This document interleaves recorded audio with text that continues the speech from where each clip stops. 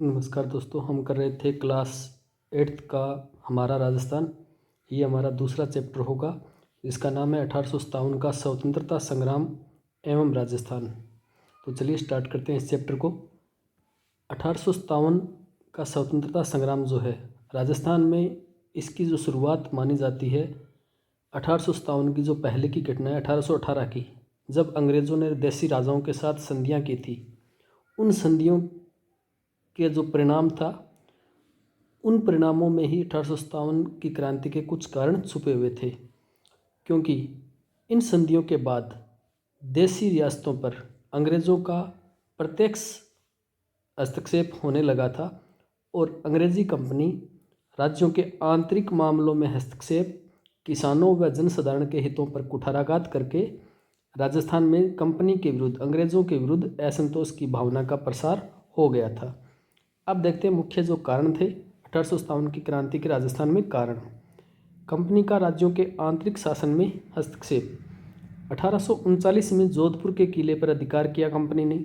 मांगरोल के युद्ध में कोटा महाराव के विरुद्ध जाकर दीवान जालिम सिंह की मदद की थी और जालिम सिंह की मदद करके झालावाड़ का निर्माण भी करवाया था। मेवाड़ प्रशासन में भी बार बार हस्तक्षेप हो रहा था। नेक्स्ट है राज्यों में उत्तराधिकार के प्रश्न पर असंतोष। कंपनी द्वारा विभिन्न राज्यों के उत्तराधिकारों के मसले पर भी देसी रियासतों में बहुत ज़्यादा हस्तक्षेप किया गया था। 1826 में अलवर राज्य में हस्तक्षेप करके अलवर राज्य को 2 हिस्सों में बांट दिया। 1826 ईस्वी में भरतपुर के लोहागढ़ दुर्ग को नष्ट करके वहां पॉलिटिकल एजेंट के अधीन एक काउंसिल की नियुक्ति कर दी गई। 1844 में बांसवाड़ा महारावल लक्ष्मण सिंह की नाबालिगी के कारण अंग्रेजी नियंत्रण वहां पर स्थापित कर दिया। इसी तरह सामान्य जनता की भावना भी अंग्रेज़ों के विरुद्ध थी। हमने देखा है जब डोंगजी, जवारजी और लाठू जाट, इन तीनों ने नसीराबाद की छावनी को लूटा था, तो आम जनता बड़ी प्रसन्न हुई थी और इनका स्वागत किया था। इस कारण 1857 की क्रांति के समय जनता भी, ये देखा जाता है कि जनता भी वहाँ पर अंग्रेज़ों से अप्रसन्न थी।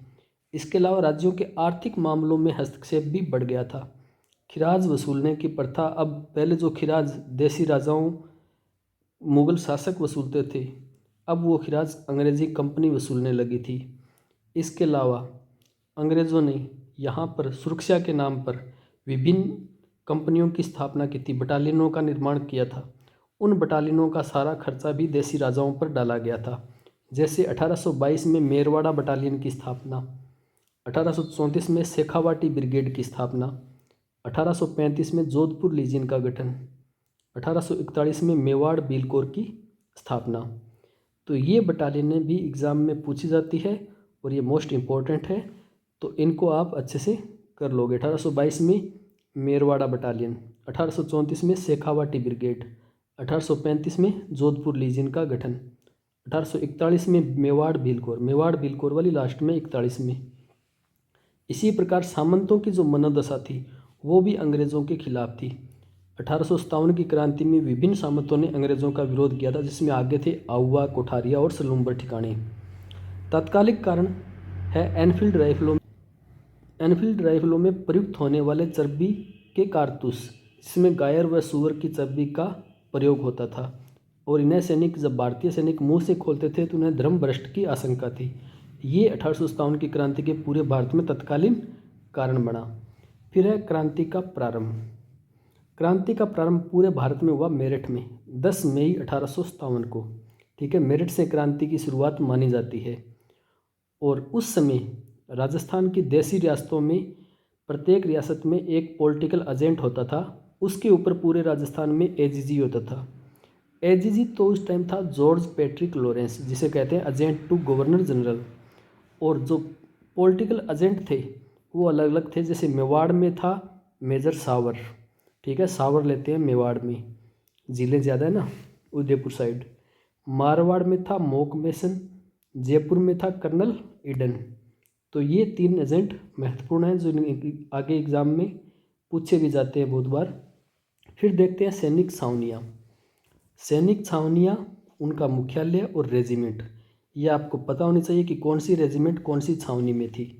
नसीराबाद छावनी में थी 15वीं बंगाल नेटिव इन्फेंट्री और मुख्यालय था अजमेर। नीमच का मुख्यालय था ग्वालियर और छावनी रेजिमेंट जो थी वो थी मालवा मेवाड़ राजपूताना रेजिमेंट। एरिनपुरा में था मुख्यालय था पाली और रेजिमेंट थी जोधपुर लीजियन। ठीक है, पाली मारवाड़ में ही आता है, जोधपुर में। तो एरिनपुरा का हेडक्वार्टर जो था वो था पाली। देवली टोंक में, और इसमें रेजिमेंट थी कोटा कॉन्टिजेंट। ब्यावर में मुख्यालय अजमेर और रेजिमेंट थी मेर रेजिमेंट। खेरवाड़ा में उदयपुर और रेजिमेंट जो थी वो थी भील रेजिमेंट। उदयपुर में भील ज़्यादा है तो भील रेजिमेंट वहाँ पर थी। इन छावनियों में उस समय 1857 की क्रांतियों के समय लगभग 5000 सैनिक थे और यूरोपीय सैनिकों की संख्या नाम मात्र थी। एजीजी के लिए ये परेशानी थी कि इनको नियंत्रण में कैसा रखा जाए क्रांति के समय, जब 1857 की क्रांति का नेतृत्व सैनिक कर रहे हैं। 19 मई 1857 को एजीजी लॉरेंस को मेरठ विद्रोह की सूचना माउंट आबू में मिलती है। उसने सभी राजाओं को निर्देशित किया कि अपने राज्यों में शांति व्यवस्था बनाए रखे और सख्ती से विद्रोहियों का दमन करे। अब क्रांति की प्रमुख घटना, सबसे पहले राजस्थान में क्रांति होती है नसीराबाद। ये भी क्वेश्चन पूछा जाता है। क्रांति शुरुआत होती है 28 मई 1857 को। 28 मई 1857 को नसीराबाद छावनी में सैनिकों ने विद्रोह किया और भारतीय सैनिकों, तोपखाना के सैनिकों को भी मिलाकर तोपों पर अधिकार किया और छावनी को लूटा। और फिर 2 अधिकारी मेजर स्पॉटिस वुड और न्यूबरी की हत्या करके सैनिकों ने दिल्ली की ओर प्रस्थान किया। नेक्स्ट है नीमच में 3 जून 1857 को नीमच छावनी में विद्रोह किया था मोहम्मद अली बेग के नेतृत्व में और उन्होंने शस्त्रागार में आग लगा दी। नीमच छावनी के कप्तान मैकडोनाल्ड ने किले की रक्षा का प्रयास किया, परंतु किले में तैनात सेना ने भी संघर्ष शुरू कर दिया और विद्रोही सैनिक जो थे वो चित्तौड़गढ़, हमीरगढ़, बनेड़ा होते हुए शाहपुरा पहुँचे। वहाँ पर शाहपुरा के जागीरदार ने इनको रसीद सामग्री की आपूर्ति की। ये भी क्वेश्चन इंपॉर्टेंट है कि कौन से जागीरदार ने इन नीमच के सैनिकों की सहायता की? शाहपुरा के जागीरदार ने।